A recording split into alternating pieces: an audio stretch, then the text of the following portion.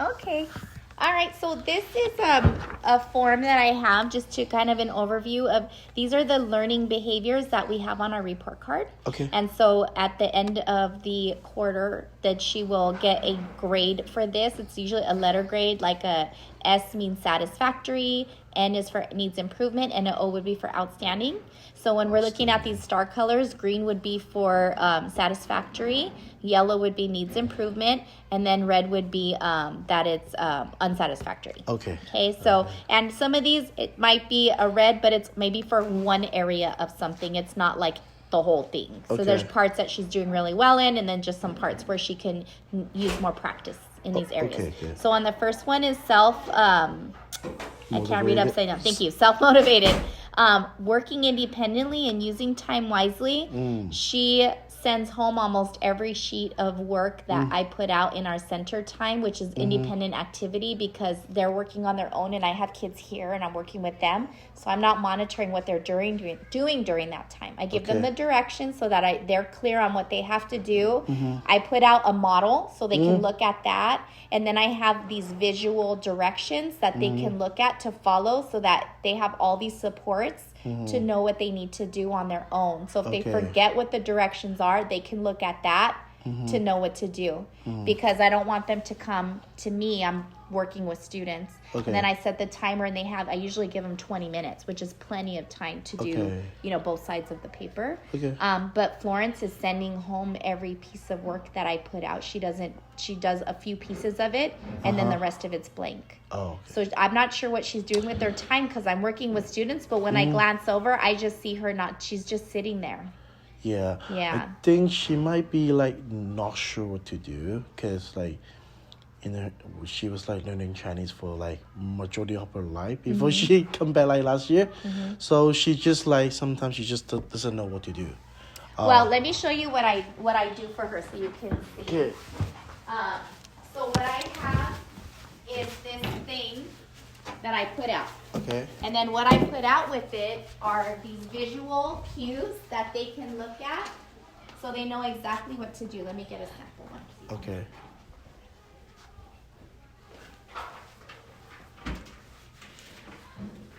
So because it's the beginning of the school year, this is one of the sheets that I'll usually put out every week. I do the sheet, so it's done like this, and I put it in here. They literally just have to copy it right now. It's right there. And then I have these. So this is all visual. So when I give them the directions, I'll tell them, okay, here's what you're doing, friends. First you write your name. Next you write we. Then you highlight. Sometimes in the little books, they have to highlight the word. You highlight. Then you're going to trace the beginning of the sentence green, and you're going to trace the end of the sentence red. Then you're going to read the sentence and color. So everything is right here. So even if she doesn't speak English, she visually can see what she has to do. And really, at the end of the day, because right now I'm putting a done sample, she just has to copy. So she's just not doing anything. She's not. Yeah, so I'm trying, because I probably have 11 students that are like Florence, learning English. Yes. They're at different levels of proficiency. I have one student who knows 0 English. And then it progresses from there. Some know a little more, right? So I put this out as a scaffold. I explain with my words, but I also have a lot of visual cues to support them so that they can follow the directions and know what to do. Okay. So despite all of this, she still isn't doing her work. Okay, let me talk to her. Yeah. See. So I don't know if there's maybe something that she loves or enjoys that maybe could be a motivator for her. Yeah. And so maybe you can talk to her about, getting a certain percentage of the work done in class, and then you can reward her for getting that much work done or something like that to kind of encourage her to get more done. Okay. That might work. Yeah, that might work. I tried telling her in class that I'll move her clip up. So, Florence, if you get this done before the timer, I'll move your clip up. So I'm trying to give her a motivation to get it finished. But I haven't moved her clip up because she hasn't finished anything. So I don't know if there's something more interesting to her at home that she might enjoy that you could kind of bribe her with, give her a reward for getting some more work done. Yeah, I'll talk to her about that. Yeah, I mean, I want to see some progress. So maybe next week we can get at least half of so 3 out of the 6 centers done. Okay. So she's only taking 3 sheets of work home, Mm-hmm. or it would be like 6 sheets of work home. But right now she's taking 12 sheets of work home almost because there's 6 centers. And of those 6, like none of it's finished. So that's probably, I mean, not everything is paper pencil. Sometimes we do listening. There isn't any paper for that. Sometimes I have like just a little hands-on thing that they're doing. So there's no paper for that. So those things she does. But if it's paper pencil, it's not getting finished. Okay.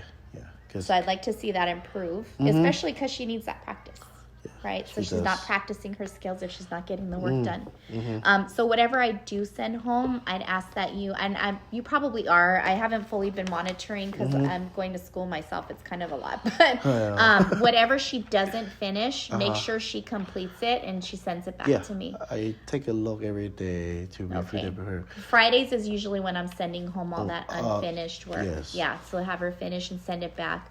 That way she understands, like, you expect her to do it too. So that's why it's red there for that one. Completes tasks on time, produce quality work, participate in class. So the reason why I gave her the yellow is partly because she's not completing her tasks on time. What she does do is good. She's really trying her best on it. So that's really good. But participation in class, especially because she's practicing English, I really want her to repeat after me. I really want her to, actually, she likes to sing. So she does sing the songs. And it's kind of funny because she's so shy, but I see her singing really loud. So that's awesome. So I've been praising her. I love how loud your singing voice is. That's so great. So she does like the singing, and we sing a lot of songs. So that's getting her practice in.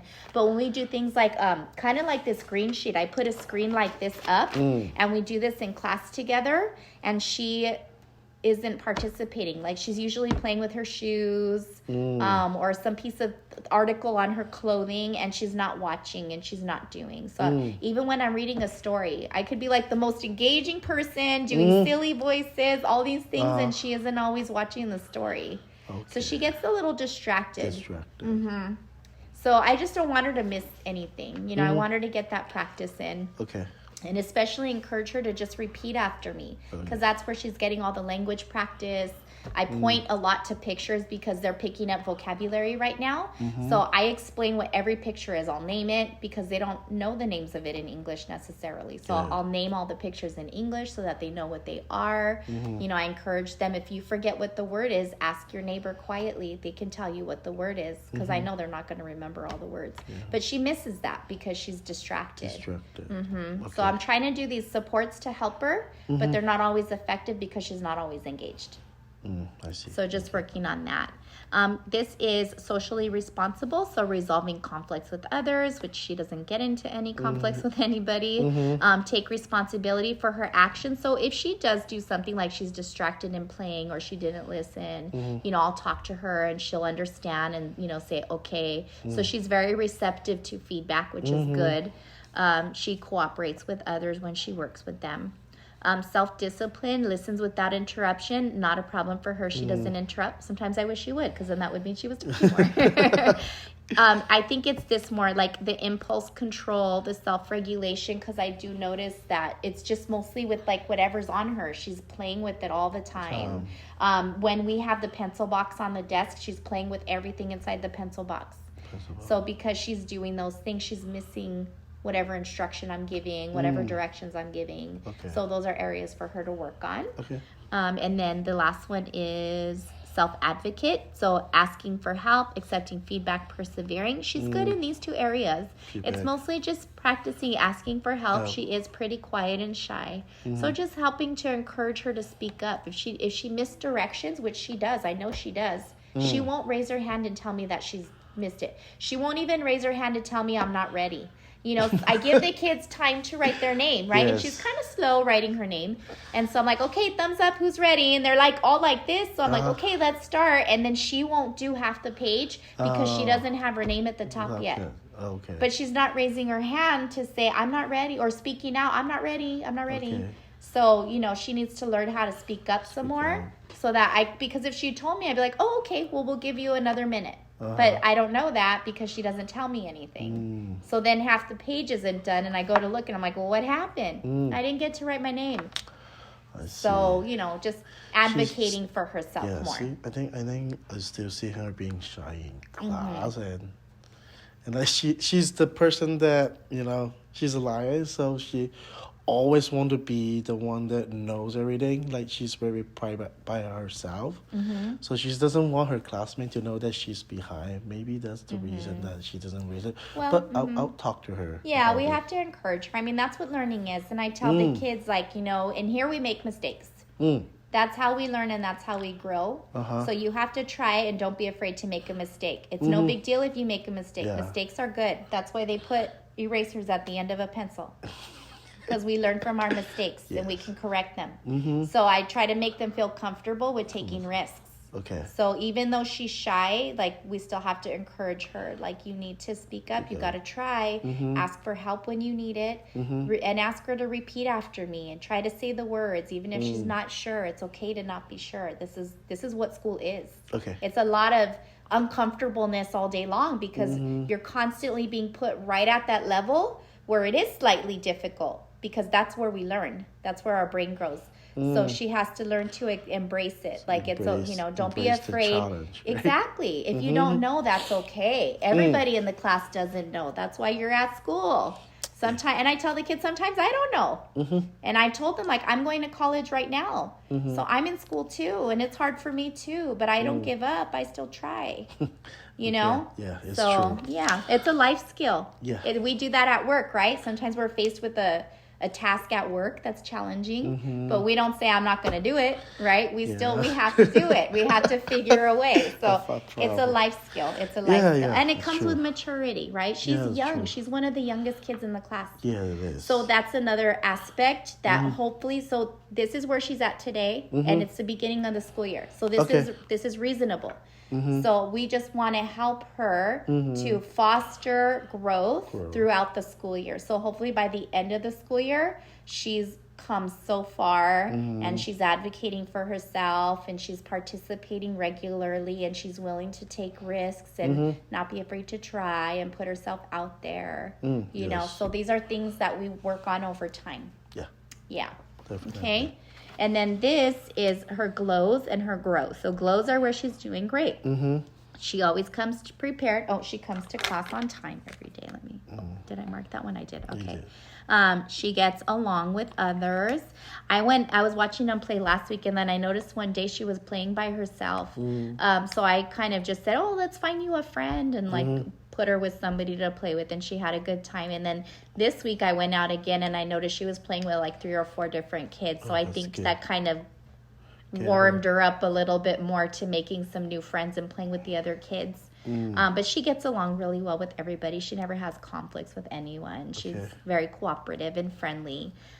Good behavior in the cafeteria and the playground. And then over here, areas where she can work on improving is demonstrating that self-control, less time playing with her clothing or getting distracted by things around her, to complete her classwork. I'd like to see more of that happening over time.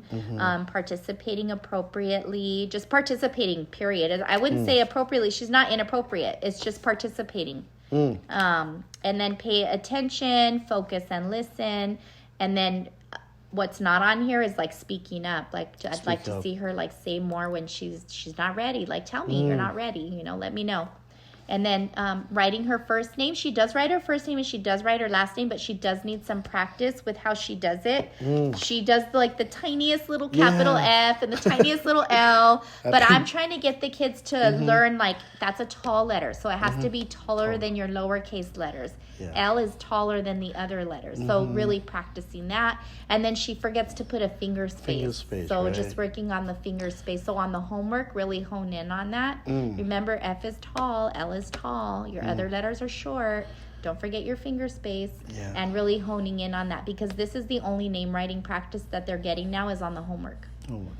So she needs to really make sure she's doing that correctly on every page. Cutting, she's pretty good with her cutting. And then she knows how to hold her pencil correctly. Practice the back of the green sheet. especially for her because she's still working on all her letters and sounds. And then the way that I do it in class is I have them name the letter and make the sound. So L, O, F, C, K, T, T, L, O, J, J. And there's no Sometimes people tend to put a like la, ta, na, ra. Okay. There's no It's just t, s, So be careful if you catch her doing that little tell her, oh, there's no it's just it's just yeah. Okay. If she doesn't know a letter, you can just tell her, because this should be quick, like 2-3 minutes max. Okay. So if she doesn't know what it is, just tell her, oh, that's cute, cool, and then have her repeat after you and just move to the next one. Because she's doing this every day. So if she's doing this every day in like a month, she will know all her letters and sounds. Okay. Which is important because we're already going to start blending next week. So they need to know their letters and sounds. And we're going to start writing. And to write, they have to listen for the sound and know what letter that is and then write it down. Okay. So we're going to start that next week. I think that's everything here. These things here, where did I put down here? Let's go back to this. So her name writing, again, she just needs to practice what I shared with you. Letter names and sounds, practice them all. Her number counting, we sing a song every day to count to 100. So I just like to see her. I've been working with her like, Florence, let me hear you counting. Let me hear you counting. So just trying to get her to practice the counting every day. Writing her numbers, her number ID. So just practice that. And then the chapter 1 math test, she got a 72% on. And that's this test right here. This is the first test we've taken for the school year. Okay. So on this one, the task was to identify all the ways that show how many. And we learned that there's more than one way to represent a number. You can represent it with the numeral, you can represent it with the word, you can represent it with a set. So they were supposed to pick 2 answers here, not just one. And we practiced this the day before in our math review, and I explained to them, like, there's more I even told them here, remember, there's more than one answer. And she still only picked the number. Okay. And then here, this is where Florence getting distracted hurts her, because all of these she didn't do. And it's because she was distracted. And when I gave this test, because I have that one student who doesn't speak any English at all, I used Google Translate. So I read the directions in English, and then I put my phone. I have a little microphone, so I had the translator on, and I put it to my microphone, so they heard it in English and in Chinese. Okay. And she still didn't. She still didn't answer. So I think it's her getting distracted. Okay. And then here she did beautiful number writing. Okay. And then here, again, I think this was her getting distracted because I walked them through all of this, and I did it in English and Chinese. And she still skipped. And then this one, I think she just didn't. This is pretty common. So the problem was number 10. 4 children each have 1 doll. So when they hear that, they latch onto one. And then they write 1 and they draw 1. Okay. But it's 4 children each have 1, so it should be 4. Okay. So that's pretty common. I see that mistake every year. So that's just the more practice. More practice on that concept. Mentally, just to imagine, because sometimes this catch us out too. Yeah, it's the language of mathematics. Math is a very precise language, and you really have to pay close attention to precisely what is said. So, and that comes with maturity, and she's young. So this will come in time. Okay. This will come in time and with more practice. And probably with more English. But I did translate it in Chinese too. Okay. But it's probably more about her maturity and cognitively where she's at with processing that. That this, I think, will come with time. And then the rest she did beautifully. So, just practicing that. That's just precise language. That comes with it takes a while. Practice, yeah. Any questions on any of this so far? No, I think overall it's good. I think I still need to talk to her to see how she can progress better. Yeah, it's mostly with the distraction. And focus and attention. Focus and participate more with the classwork. Even on the directions, like in the beginning of the year, I had a comment, Florence, look right there. It's right there. Look right there. Because she wouldn't even look right there. So, it's just getting her used to that, right? And paying attention, listening, and following along. Okay. And again, that could be a maturity thing too. That will improve over time. As she develops more, she gets a little bit older, that hopefully will improve over time as well. She's very young. She just turned 5, so it's going to take some time.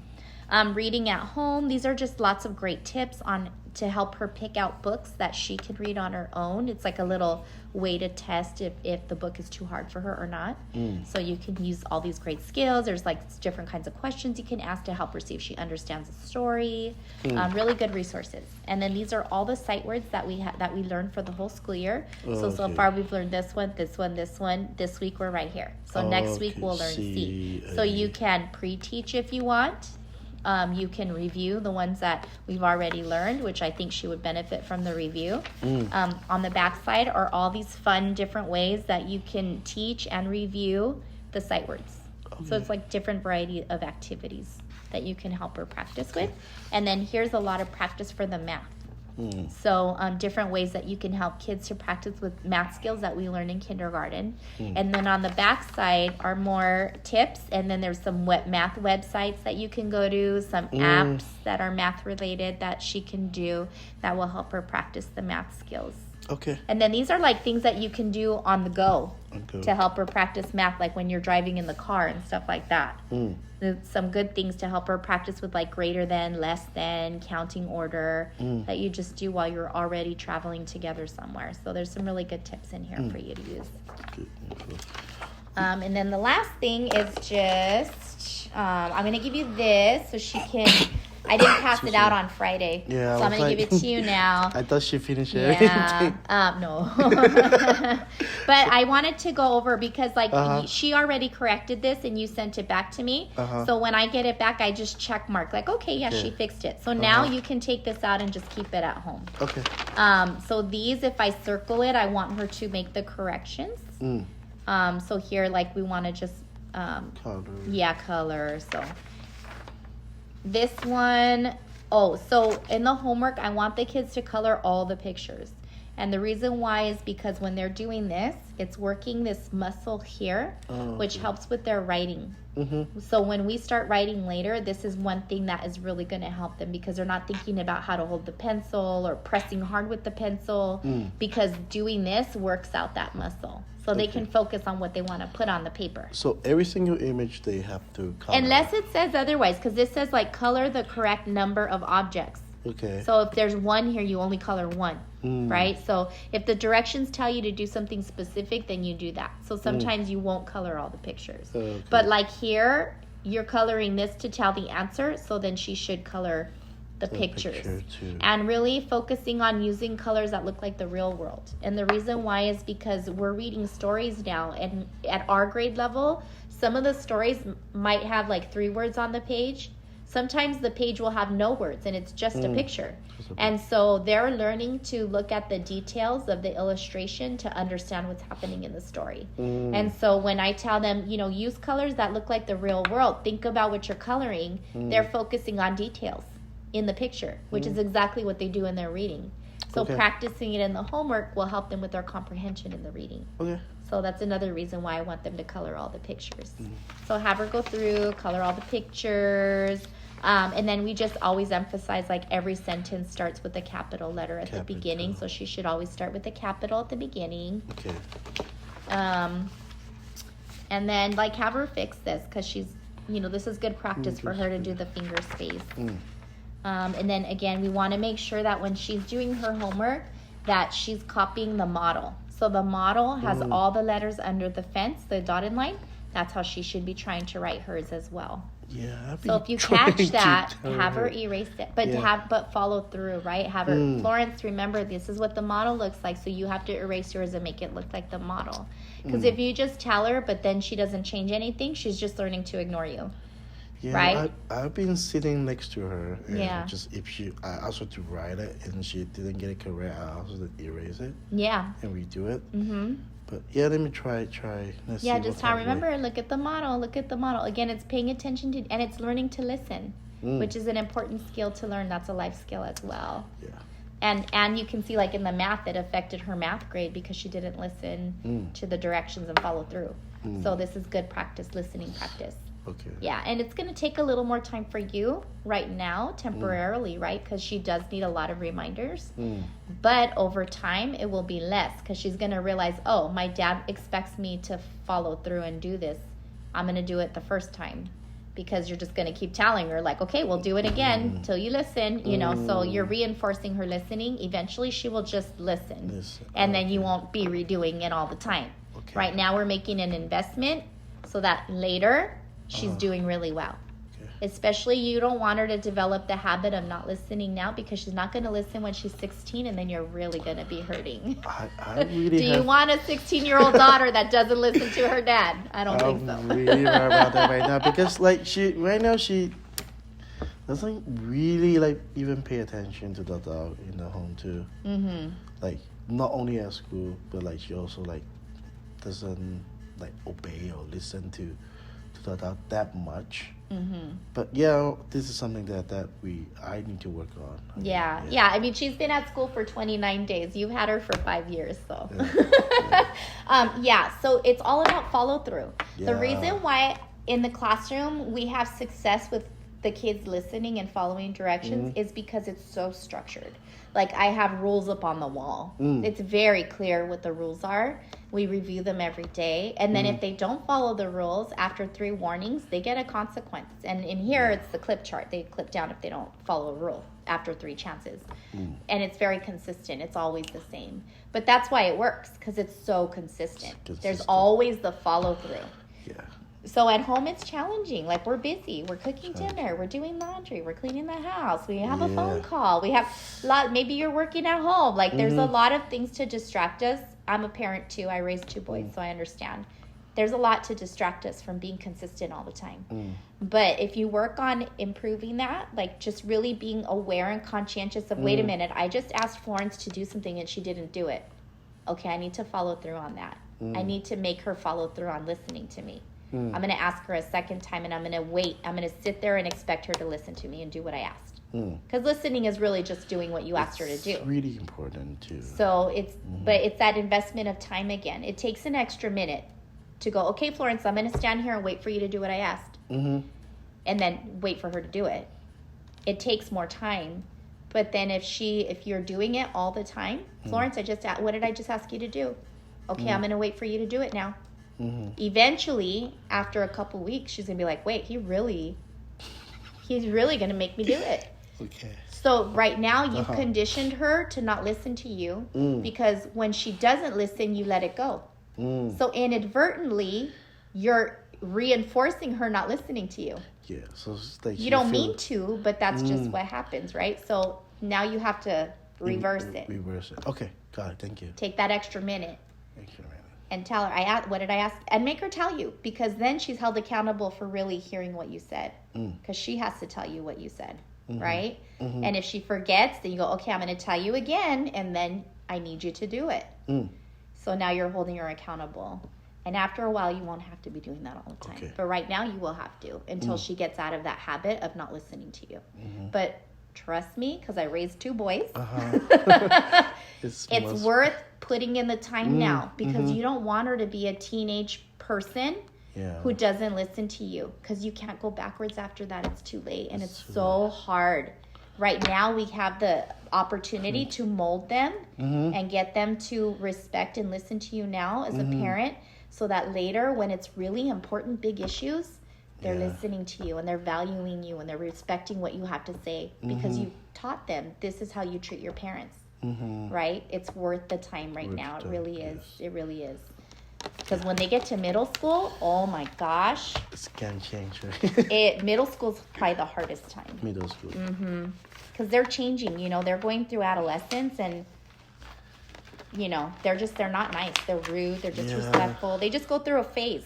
Yeah, so when they're little and you train them now, it's easier. It's a little easier. It's still gonna go through that phase. I remember when I was like young, I still go through that phases. Yeah, I did too. I remember slamming the door, slamming a drawer, stomping down the hall, all those things that we go through. So it just helps if you establish this early when you can, because at some point it's going to be too late, and then it's going to be really hard. Yeah, and it will help her. It will help her. Yeah, and if you have any questions or any concerns or anything, I know you've reached out to me already.